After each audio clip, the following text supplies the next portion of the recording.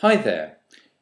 In the following video, I'm going to show you how to solve quadratic equations via the method of factorising.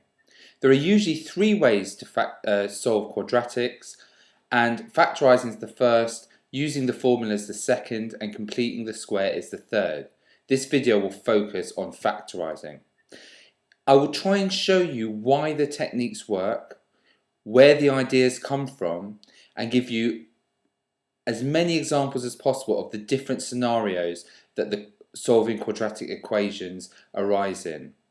Okay, before we get there, I need to make sure you can solve what's called linear equations.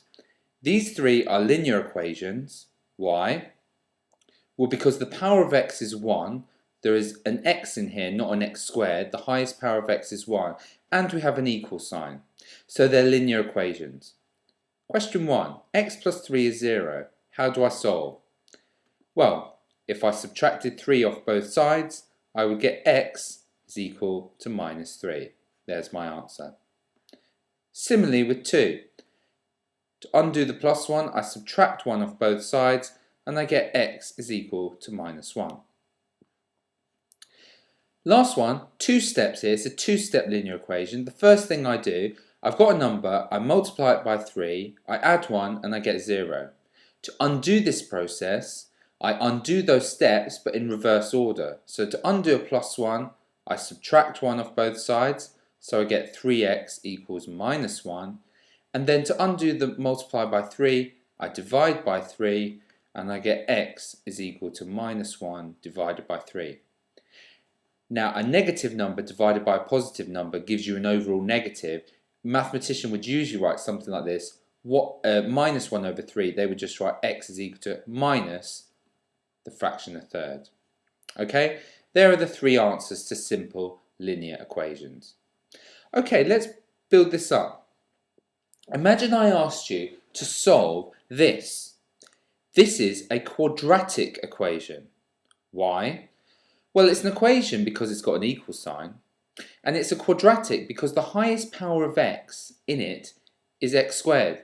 So anything with an x squared as the highest power is a quadratic, and when it's got an equal sign, it's a quadratic equation. How could I solve this?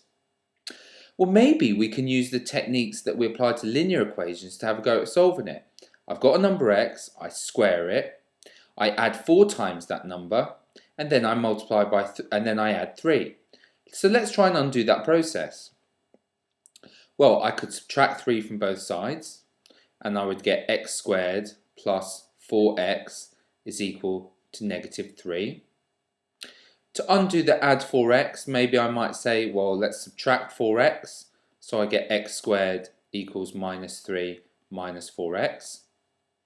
To undo the square, I could say square root, and I would get x is equal to the square root of minus 3 minus 4x.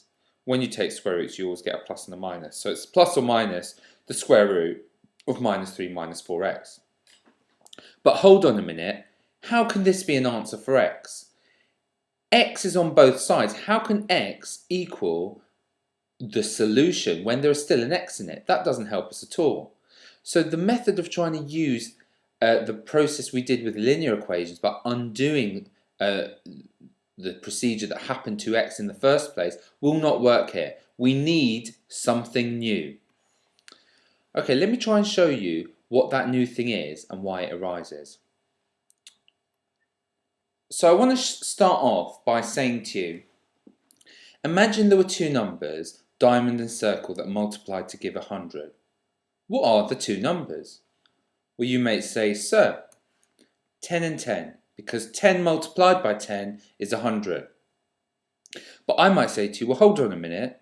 Why couldn't it be 1 and 100? Why couldn't it be 20 and 5? Or why couldn't it be the infinite other pairs of numbers that can multiply to 100? So two numbers multiplied to another number. Without further information, you can't work out for sure what those two numbers are. What if I told you that the two numbers multiplied to give you 0? Could you work anything out from that? Well, yes you could. Because The only way two numbers can multiply to 0 is it can only happen if either both of the numbers are 0, or one of the numbers is 0, the other's anything, or the first number's anything, and the second number's 0, because 0 multiplied by anything gives you 0. So it's a thought to keep in your head here. If two numbers multiply together to give 0, either one is 0, the other is 0, or they are both 0. Okay, I want you to keep this in your head as we do the next stage. If I'm trying to solve this quadratic, imagine I told you there was a method that could write a quadratic as two things multiplied together, and that quadratic, as before, was equal to 0. Then you would know that the thing inside this bracket, the expression, must be 0, or the expression in this bracket must be 0. Do we have a process that goes from an expanded quadratic to putting them into brackets multiplying each other? Yes, we do, and hopefully you'll remember from previous videos that this method is called factorising. Factorising takes us from the expanded version of the quadratic expression to putting it back into brackets. How do we factorise? We ask ourselves, what number multiplies to give positive 3 and adds to give positive 4? Can we think of two numbers? Well, yes, 3 and 1. Because 3 times 1 is 3, 3 plus 1 is 4. Therefore, you'll remember from our method of factorising, what goes in the brackets is x plus this number we found, 1, and x plus the other number we found, 3. So therefore, we know that either this bracket 0 or this bracket 0, i.e. either x plus 1 equals 0 or x plus 3 equals 0. That's because we have two numbers multiplying to give 0, so either the first number is 0 or the second is. And we've got a linear equation at this point. We just solve it in the normal way. X is therefore minus 1, or x is therefore minus 3. And they are our solutions to the quadratic equation above. Always double check in the exam that the solutions you found actually work. Let's do minus 1. Minus 1 squared is 1. 4 times minus 1 is minus 4. And you've got your plus 3. 1 minus 4 plus 3 is indeed 0. And I'll leave you to check that negative 3 also works. Trust me, it does. But do check, and always check in the exam. Okay, let's have a go at another example, bearing in mind this new method. So, the process to try and solve this was, step 1, attempt to factorise. That's put the quadratic back into brackets. Step 2 was to make each separate bracket equal to 0. Step 3 was to solve the resulting two linear equations for x, and step 4 was to check that your x actually worked, your two x's. Okay, let's try and factorise. Remember, two numbers that multiply to positive 10, and in this case add to positive 7, with a bit of thought, 2 and 5 should spring to mind. So, this factorises here to x plus 2, x plus 5 is equal to 0. So therefore we have two expressions multiplied together to give 0. Either the first expression is 0 or the second expression is 0. And solving these two separate linear equations gives you x is equal to minus 2 or x is equal to minus 5. There are two solutions. Let's double check they work. Minus 2 squared is 4. 7 times minus 2 is minus 14. 4 minus 14 is minus 10. Minus 10 plus 10 is 0. X is minus 5. Minus 5 squared is 25. 7 times minus 5 is minus 35. 25 take away 35 is minus 10. Minus 10 plus 10 is 0. These definitely are the correct answers to my problem. Okay, last two examples I just need to show you here.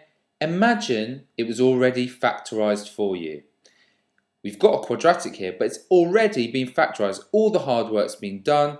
So here it's very, very simple. You either know that x plus 1 is 0 or x minus 5 is 0 because you have two expressions multiplied together to give you 0. So either the first is 0 or the second is 0. Solving these, x is minus 1, x is 5. Substituting back in there, you'll clearly see that both these are solutions and give you the quadratic equal to 0. One more. I wanted to do one where there's a two-step process going on inside the brackets here. Let me explain what I mean by that. In this case, I've got a quadratic because if I multiplied it out, I definitely get some form of x squared. In fact, I'd get a 6x squared if I did multiply it out. So it's a quadratic equation that has been factorised, put into brackets for us. So I know that I've got two expressions equal 0. So either the first is 0 or the second is 0. So here are my two cases. 2x take away 1 is 0. So 2x must equal 1, adding 1 to both sides. And x must be 1 divided by 2, dividing both sides by 2. X is equal to a half is one solution. And over here, if I've got 3x plus 1 is 0, then 3x must equal minus 1. That's subtracting 1 off both sides. And x must be minus 1 over 3, dividing both sides by 3. And a mathematician, that's a negative divided by a positive, and a mathematician would simply write that as a negative 1/3. They are your two answers. Substituting into above, you'll clearly see you get 0 because with a half, 2 times a half is 1, 1 take away 1 is 0, 0 times whatever the other bracket is must be 0, and similarly for this one.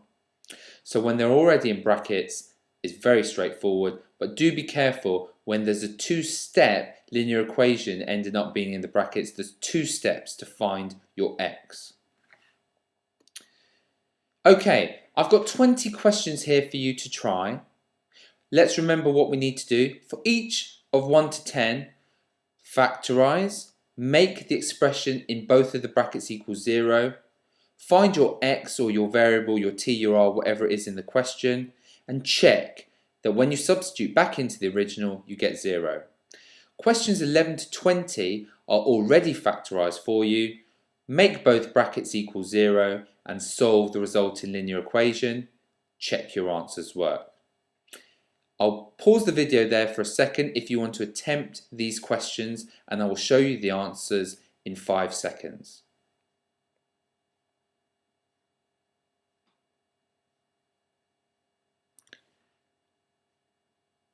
Answers to question 1 to 10. Please pause if you want to mark your work. The answers to question 11 to 20. Again, please pause if you want to mark your work.